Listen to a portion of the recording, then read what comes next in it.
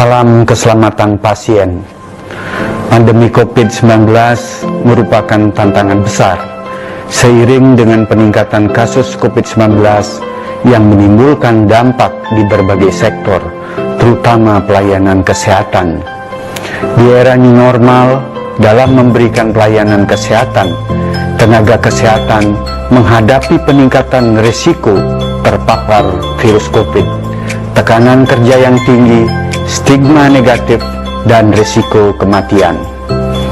Bertepatan dengan World Patient Safety Day 17 September 2020, saya mengajak seluruh tenaga kesehatan di Rumah Sakit Umum Pusat Sanggah Denpasar untuk meningkatkan kesadaran global tentang pentingnya keselamatan tenaga kesehatan dalam hubungannya dengan keselamatan pasien, meningkatkan dukungan dan fasilitas pelayanan kesehatan, serta meningkatkan pelaksanaan standar keselamatan pasien.